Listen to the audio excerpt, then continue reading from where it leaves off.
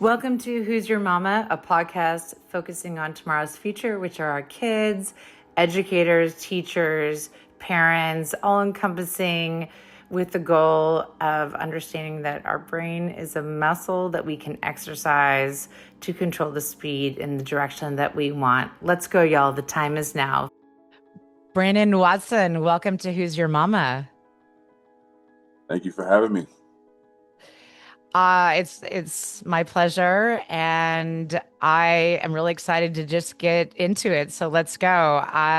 One of the things that you and I have in common is we both came from Texas and are now in LA. You came from Corsicana, Yes. Texas. I know, it's a small town, and Yep. I don't want to speak too much because I want us to take you through our journey that I know that will resonate with a lot of people.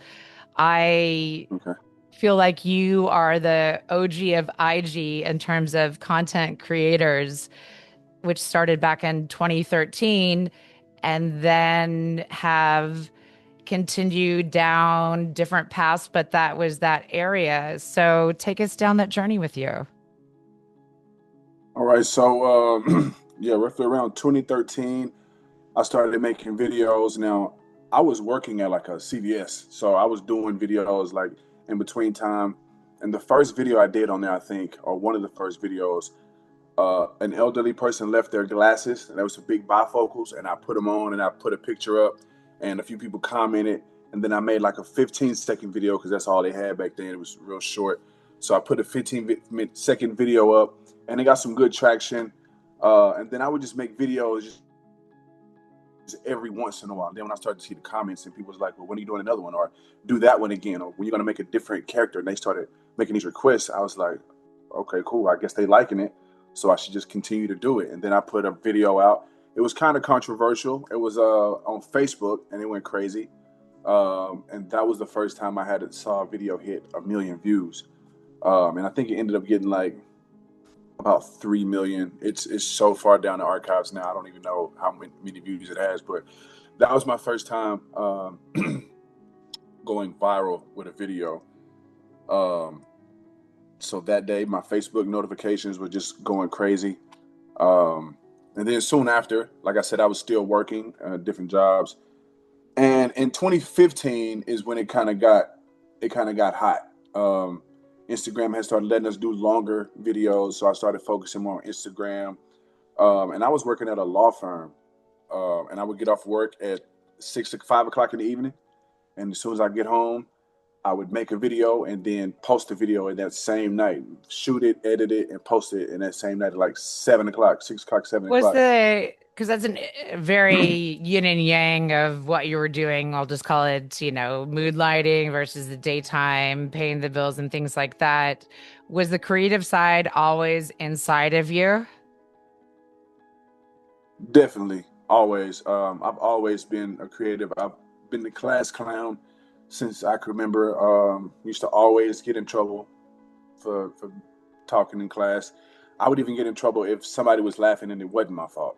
The teacher Oh, was I just can like, relate "No, to you that. didn't." And my sister, who will watch this, we have a running joke within my family. She could say something, and my mom will go, Michelle.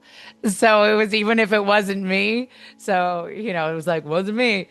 But you knew that was in you. So there are different motivations, I think, why people and specifically social media utilize it.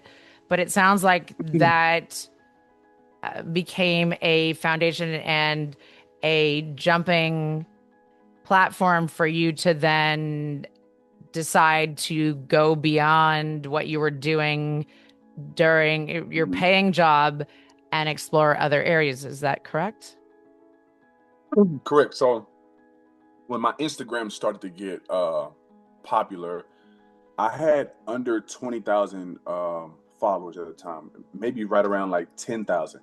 And but my videos were hitting like two, three, half a million views and things like that. And I was growing very quickly. And it wasn't just like one video; it was several videos over the course of time that was hitting, in the six figures. And I started to gain a lot of attention. And a friend of mine, who's a very good friend of mine now, a guy named Chill Isaac Yeoman, he's a cinematographer and a DP and a creative himself. So he reached out and was like, "Hey man, I shoot professionally. I see what you're doing. I don't know how you're hitting those numbers, but let me try to partner with you and shoot some better quality content because all of my stuff was on the phone." So he's like, "Let me shoot some better quality content." So we got together. He started managing me soon after that. I started getting some brand deals. There was a store in Houston mall called Frosttown.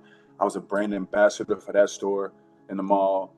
They would give me free outfits and money, and I would make videos every month with their clothing line and things like that. And then I started to get more brand deals and things like that start to come in. So by this time, it's like 2015, um, 15, 16. I started going viral on WorldStar Hip Hop. So those videos, and by this time I was at the law firm, um, and one day I posted, and I wasn't supposed to have my phone on the floor, but I did anyway. So it was tucked like under me, and I'm working on a computer, and my friend texted me, he was like, "It's crazy, you on WorldStar right now." I'm like, "What?" I thought he was joking. So I checked my phone, and sure enough, I had like hundreds of notifications. That day alone, I gained like 3,000 subscribers, followers on Instagram. And those things kept happening. And then WorldStar, they kept posting me and posting me. And then I met another guy, um, my guy Kerry. He was in Houston as well, but he had been back and forth to LA. So by this time, me and him linked up and we started shooting videos together. He was like, "Hey man, I got some friends in LA, like they would love you," because every time me and him filmed, he cracked. And as a comedian or as a funny guy, if I'm doing a video, or I mean, it was a secret, but if I'm doing a video with you and you're funny as well, my goal subconsciously is to try to make you crack. Like I got to make you break character and make you laugh. So as I was doing that, he Is was that like, "Bro, because of nobody's ever." authenticity? Because you and I talked about, I think that music and humor is therapy for the soul as long as it's not mean-spirited. And Yeah, that's a very universal bond a lot of times, and yeah. healthy, literally. And how did you make somebody crack and make them feel safe to do so? Well, very quickly, being from the South, how we kind of, male or female, like I'm gonna talk about you. So if you can take that when we kind of first meet and we kind of have those exchanges, I may talk about your shoes, and you may talk about me, and we can have that exchange, and we still cool. We laughing about it. We know it's just joking, Healthy like we just banter. building a rapport. Yeah, we just building a rapport. Then after that, oh, it's gold. So when the cameras is rolling, we may do something, and I may say one thing, and then if that makes them laugh, okay, cool. On the next take, I'm gonna say something completely different because you're gonna be expecting me to say this, but when I say something else, you're gonna be like, "Man, why did he say that?" So that this just having fun with it, and we built a good relationship. And I ended up coming out to California, and I would take off like on a Friday because we didn't work weekends, thankfully. I would take off on a Friday and leave like Thursday evening. So Friday, Saturday, Sunday, come back Monday.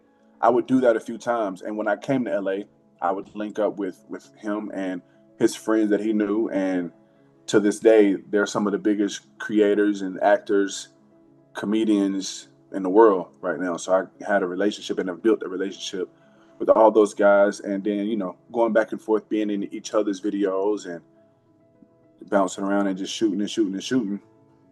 It just and the consistency, it just became better over time. So, how, on that note, for people that are thinking about exploring either the same or somewhat same paths, I'm a firm believer that you are a reflection of who you surround yourself with. And sometimes that means that we learn things the hard way, but we can grow from them. And you've had Right. longevity in this.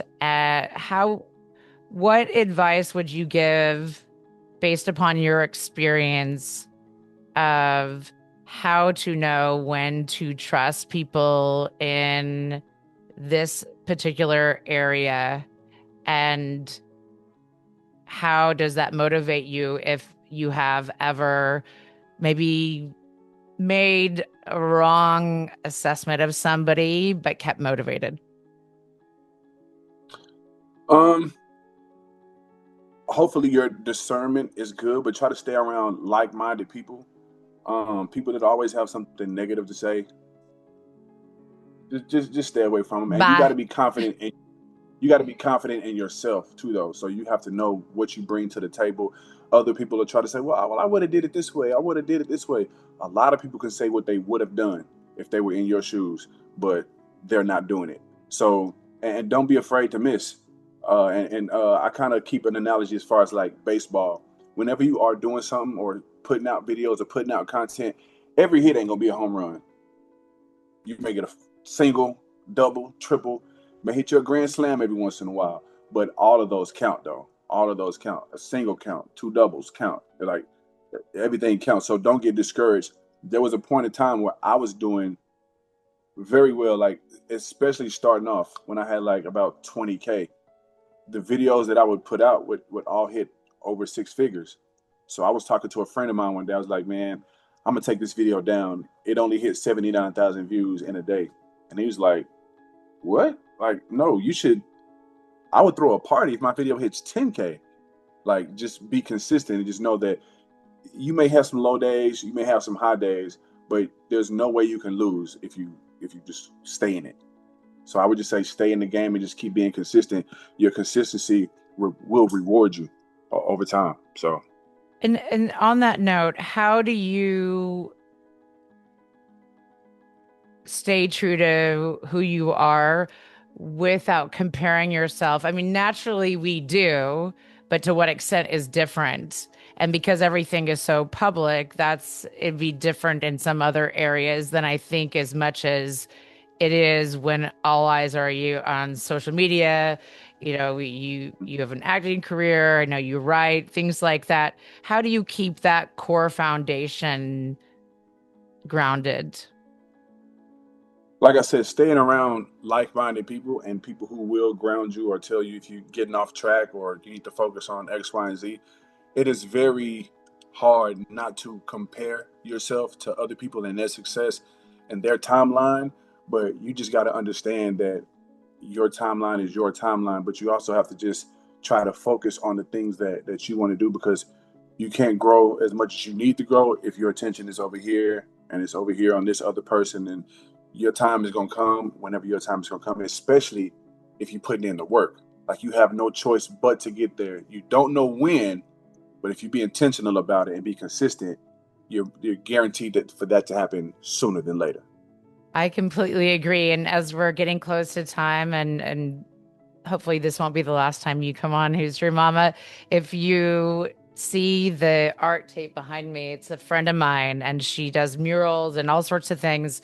All I said to her was what I was trying to uh, capture at the foundation of Who's Your Mama, which was life is a journey. It doesn't have to be a roller coaster. So it will have some ups and downs, but we're the conductor in our own lives. And so you Yep. can control the gear shift. So sometimes you need to put it into neutral. You didn't get off on the wrong stop. You just got off on a different stop. And what is it that you need? Which is here, like you said, being true to who yourself and who you surround yourself with. So, again, I'm grateful for having the opportunity to connect with you. Again, like minded people, and it doesn't always mean agreeing, but that's part of the growth. So, thank you so much, Brannon. I look forward to seeing more to come with you. And I really appreciate you taking the time. So, as we say at Who's Your Mama, let's go, y'all. The time is now. Let's go, y'all. The time is now. Thank you for tuning in to Who's Your Mama.